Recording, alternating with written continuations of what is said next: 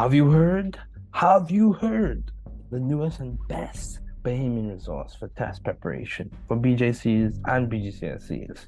Check us out on Facebook or at anansibahamas.com. Again, check us out on Facebook or at www.anansibahamas.com, where Mr. Ferguson is the COO. There are a lot of resources, especially for Bahamian students. Anansi Learning Technologies. Check us out.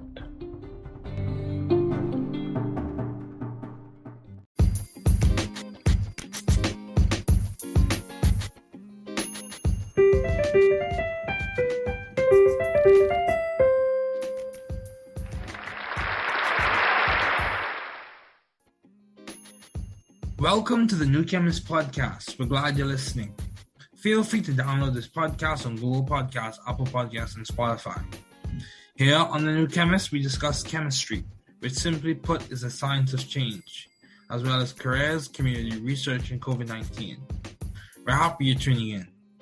My guest today is Dev Mandavia. Thanks for joining me today. It is so good to hear from you. Just briefly, I'll inform my audience about you.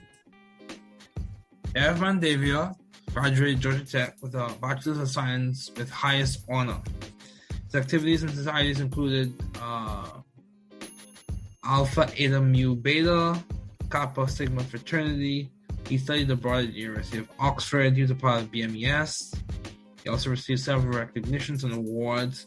The Inventure Prize, first place twice.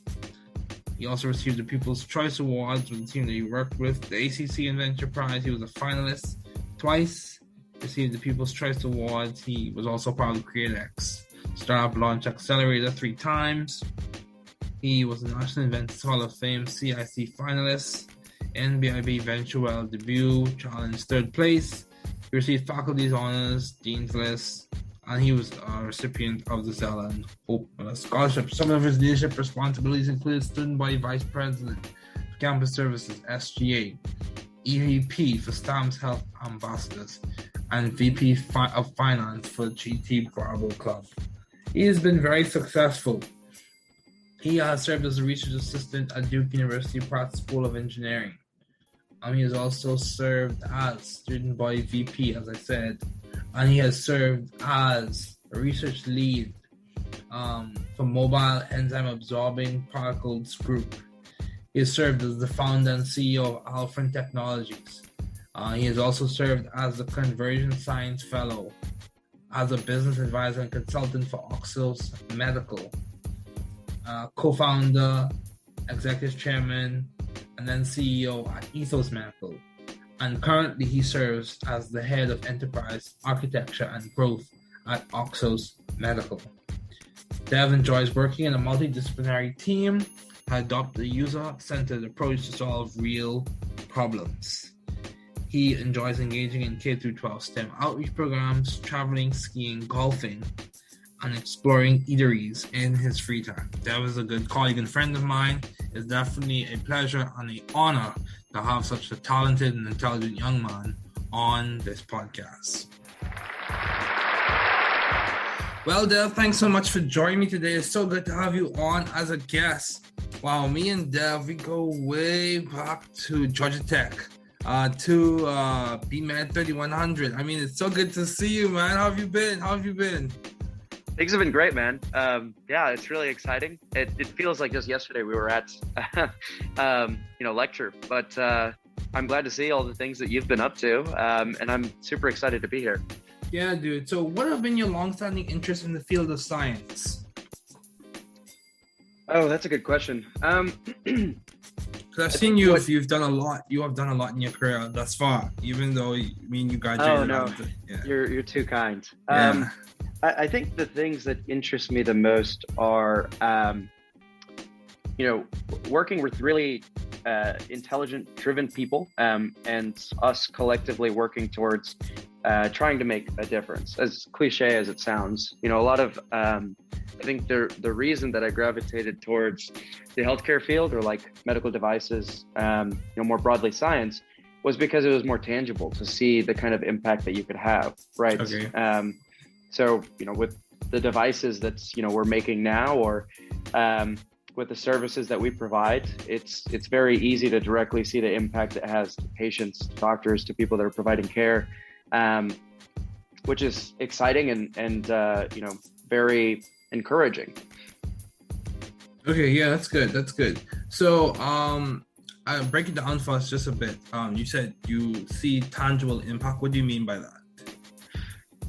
Sure. So, not that there's anything wrong with, pursuing a career in a different industry, but me personally, if I were to start a company that was in, the social media space, or, another project management tool, or, fintech, or this, that, and the other, all of this provides services and they provide value to people. But when we look particularly in like the medical device or healthcare space, it's very easy to see that, okay, if I make this one thing, this could improve patient outcomes by X because of a problem that we've identified, or that this service is going to, in the context of what I'm working on now, trying to increase access to care and providing more equitable care to, majority of the world that currently lacks access to it. So that's something that, encourages me, and it's what I think of when I get out of bed and go to sleep every day. And that's, I think, why it's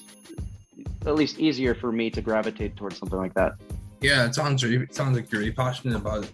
So given all the things you're doing in your career, how do you maintain view of the bigger picture? Like, how do you see the forest for the trees? How do you keep perspective in your workplace and also in your personal life? The short answer is I don't do a great job of it. Okay, that's fair. It's something that I'm continuously, trying to be better at. I think it's very easy, especially when you're passionate about something, to kind of get lost into it. I know, right? So, it feels like just yesterday that we were at Tech, and like I truly feel that because, I've been working so long and so hard at what we've been up to, and it's something that I'm super passionate about. But it also, you do lose the forest for the trees. It is sometimes hard to keep track of, the bigger picture or the 10-year, 15-year plan. Not that, I'm a proponent of those kinds of things. I'm, a little more laid back and like to see where life takes me, and just make sure that I wake up every day, look in the mirror, and am excited to do what I'm about to do that day. And that's kind of how I guess proceed right now. Yeah. Okay, that's good. That's good, man. So, how have you been adaptive and creative in the field of science? Can you discuss any of your projects that you're working on or that you've worked on? How have you been adaptive? How have you added your flair? Because you've worked in the biomedical engineering space, and you also work in the science space primarily. So what I see, you worked as a Convergent Science Fellow, you worked as a founder and CEO of Alphen Technologies, a variety of other things. So where have you added your flair? So I think the biomedical engineering degree from Georgia Tech is great because it is kind of a blend of a lot of different disciplines together. So you have more of a holistic understanding, and you also have maybe more of an entrepreneurial background, at least based on, the program that Georgia Tech kind of encourages. Yeah. So in terms of, how I've added, let's say, my flair. Well, what's been piqued your curiosity as you've worked in the field? What project particularly has piqued your curiosity? Where I'm at now is honestly probably the most excited I've been, I think, throughout my career. OXOS Medical, we're, trying to enable anyone anywhere to access diagnostic care right where they need it, exactly when they need it.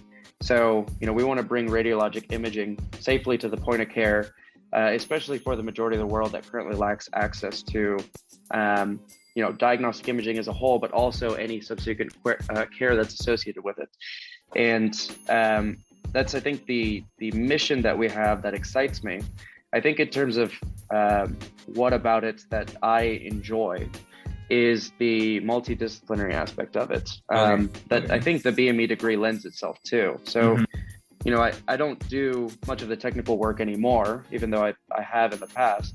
And I think the technical background is great to have, because it becomes very difficult to manage a pretty complex project, especially a pretty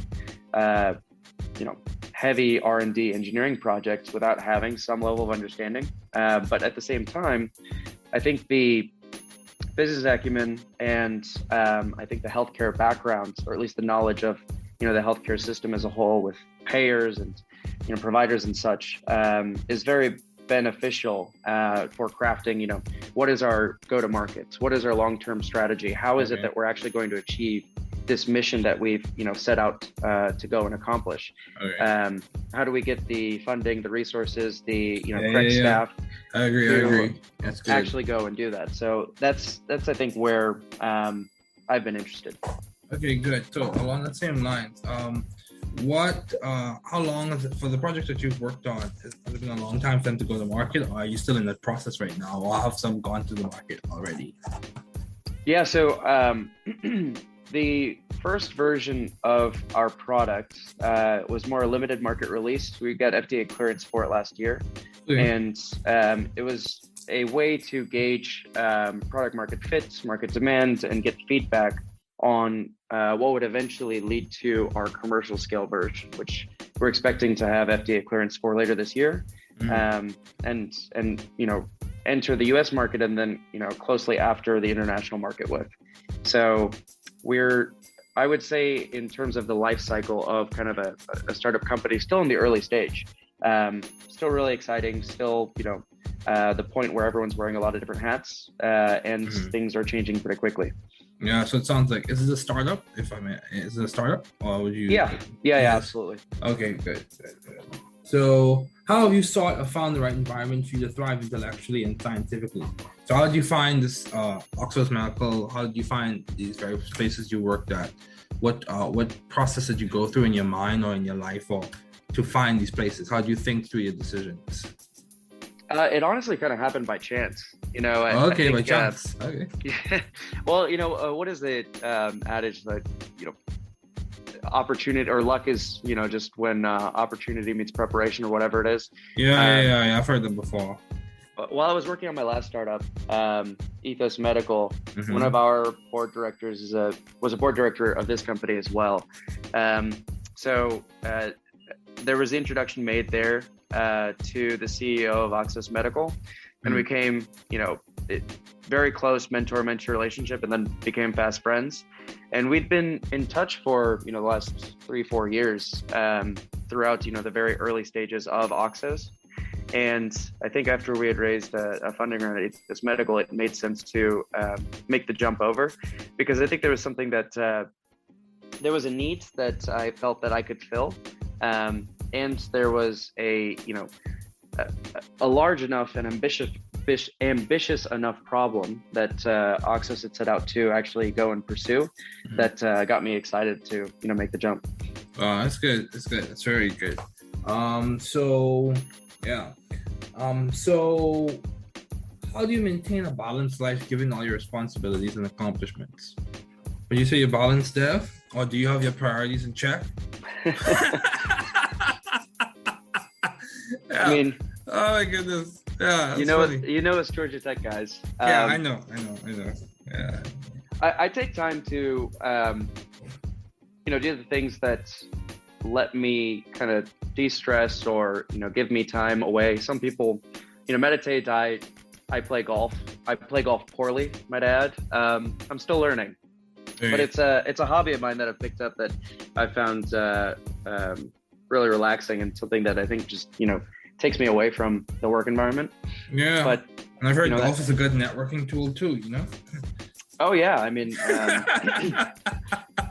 we have plenty of our investors and C-suite stuff that are into golf. So it's been a really fun hobby, and I think it's gained a lot of popularity as of late as well. Okay, good. So, what if you had to break down your success thus far? How would you say you've been successful as a student from point A to point B, from Georgia Tech to where you are now? What would you say is compliment to you being successful? Has it been your work ethic? Has it been the time you spend on your work? Has it been the networking that you have, the mentors that you made, that you found? has it been these different, has it been the projects that you worked on along the way? What has complemented your success tremendously? Oh boy. I mean, it's all the things you said, but I think, I think, the work ethic, the amount of work that I do,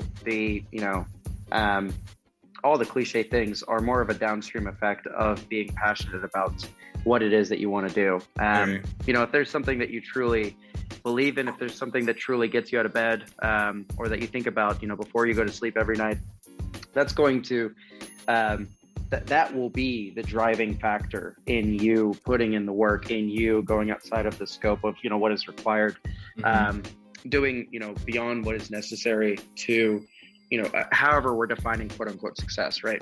So I think that, first and foremost has been what has allowed me to do what I've done, at least so far in the healthcare and the medical space.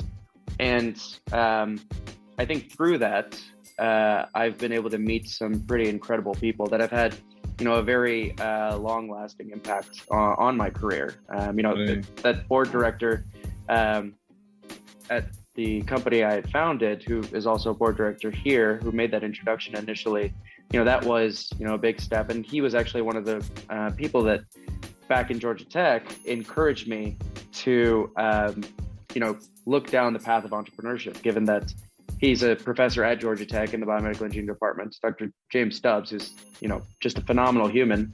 And he'd been there, done that, started and sold a bunch of companies, and was one of the reasons that, like yourself, I was pre-med as well, and decided that instead of med school, I felt that, at least personally, I could have a larger impact if I made the tools, the services, and devices that healthcare providers, used to provide care to patients, as opposed to being one of the providers themselves.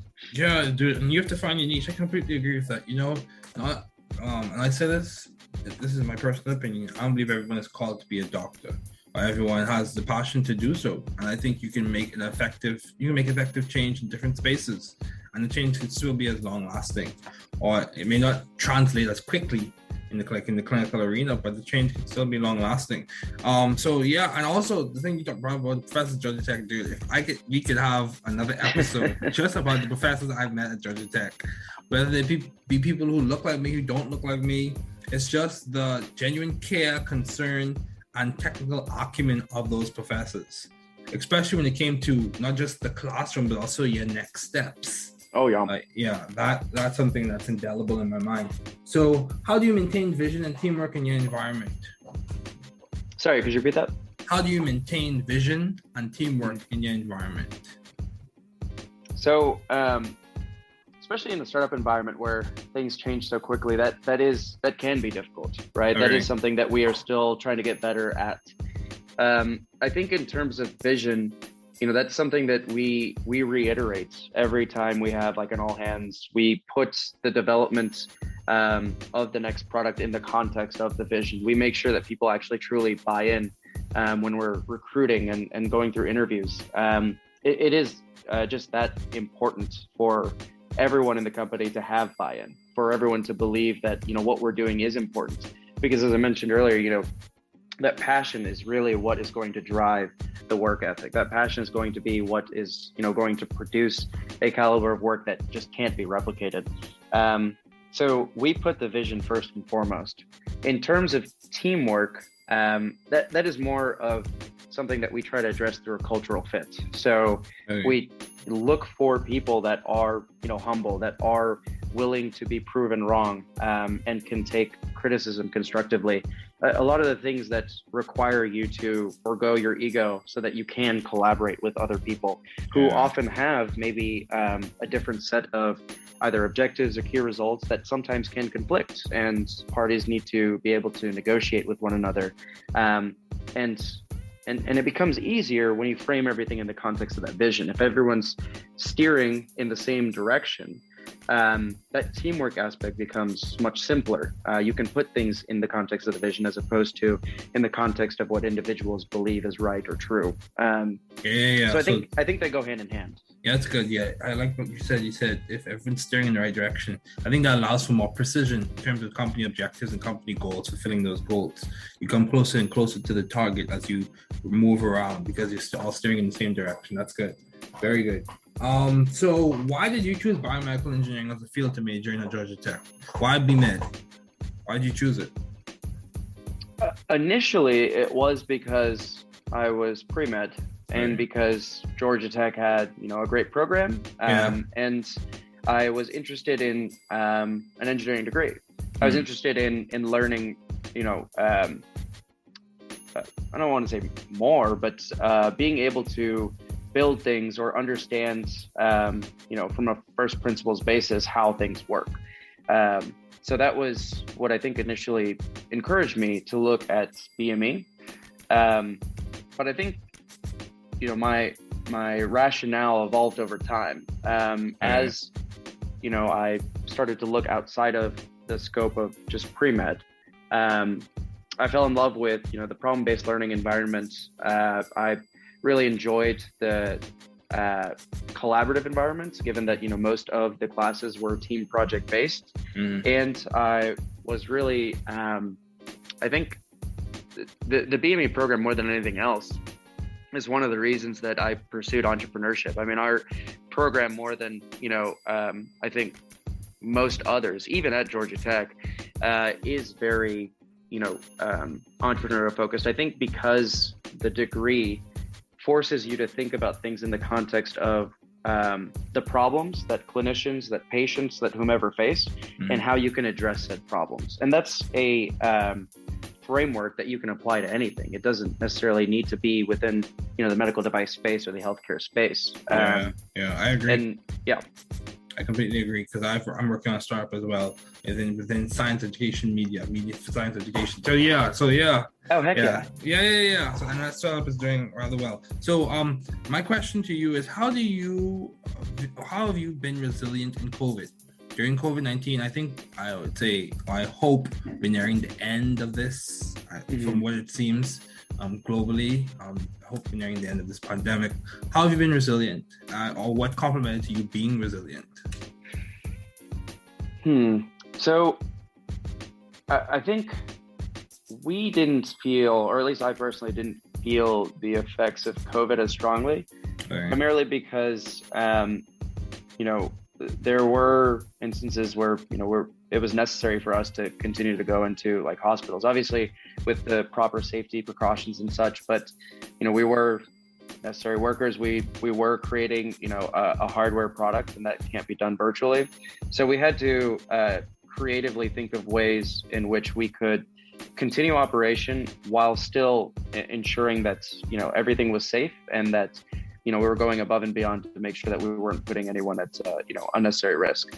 So for the most part, after we had figured that out and put those pieces in place, operation kind of proceeded as normal. Sure, there were maybe some additional steps like, the space in between all of us, barriers, masks, this, that, and the other. But we were still, at least after an initial lull, coming back into the office, we were still, collaborating on the project as we have been. And even though some of the team was now more distributed, since we have a pretty strong and pretty large software team, we're already pretty used to working with a distributor or remote team anyway. It kind of forced us to be more proactive in our processes and how we, risk mitigated our operations for the future, which I think was helpful. But in terms of, personal resiliency, I think one of the things that's been very difficult for a lot of people during COVID is not being able to see a lot of people. We as humans are very social creatures. Yeah, absolutely. And, I don't think I personally felt that to as great an extent as maybe some other people. Okay. Well, I appreciate you sharing that. So, if someone listens to this episode, or when people listen to this episode, and they see your career and they look at your profile on LinkedIn and just like, this dude's amazing. How can I be like him? So what would be your advice to those wanting to be like you or wanting to pursue the field that you are currently working in? What's your advice to them? For people that are interested in the field I'm in, I think a passion for the field, you'll notice a trend in some of my responses, is pretty important. I think that'll drive a lot of the work ethic and the decisions that you'll make that will be career defining. So that, I think, first and foremost, if it is something that you truly are passionate about, is something that you want to pursue, you empathize and believe in creating devices, tools, services, what have you, that help anyone affected by healthcare or medicine. It's something that should come naturally. And if it doesn't, that's not to say that it's not for you. There are definitely a lot of different aspects of, similar to what you were saying earlier, there are definitely a lot of different ways that people can create an impact. So finding out what it is that you're passionate about or what drives you, I think, is going to be what allows you to set yourself apart from your peers. And I think in college, that is a large part of what you're doing. It's not just taking classes so that you can learn and retain content. A lot of it is to better understand yourself and better understand what it is that you're passionate about and want to pursue in the future. So for anyone out there listening, I mean, figure out, it doesn't matter really how old you are, or whether you're in college before or after, what have you. Ask yourself what it is that gets you excited. What is it that you're passionate about? And then do whatever it is that lets you maintain that level of excitement, career-wise, personally, what have you. Yeah, self-discovery. Yeah, that's very important, dude. You have to know yourself to grow yourself and also to help with change. So, what has been some of the most beneficial advice you have received, Dev? Like, either from your parents, your mentors, what has been some of the most beneficial advice you've received? Oh, that's a good question. What replays in your mind on hard days, or when you have really exciting times that kind of brings you back down to earth? So one of the things that I think has been helpful is I don't remember who exactly told me or where I read this, but to be inflexible in your vision and what it is that you're trying to achieve long term, but very flexible in how you get there. Just because something isn't going as planned, or you face some, however you define a setback, this, that, the other, you don't need to have a set plan, a set of steps, things that have to go exactly right for you to get to where it is that you want to be. I don't personally, believe in kind of a 10, 15, 20-year plan or anything to that extent. I live in the moment for the most part, but I know the things that excite me are the things that I feel are going to make an impact. So in the context of, for me personally, if my goal is to make an impact, I'm inflexible in that sense. I make decisions that lead me in that direction, but I'm pretty flexible in what I do day to day, week to week, year to year, as long as it's framed in the context of, what it is I'm passionate about. Okay, that's good, Dad. That is very good. Mandav, thank you so much for joining me today. It was so good to have you on.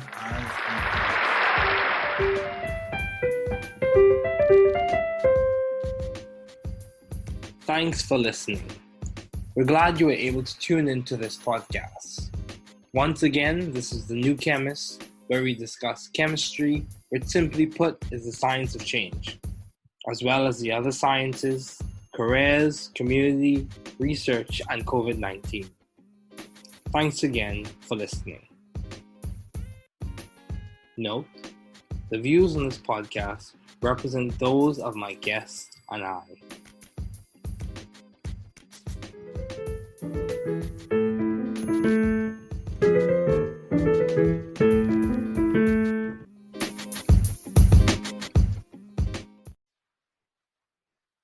Thanks for listening. We're glad you were able to tune into this podcast.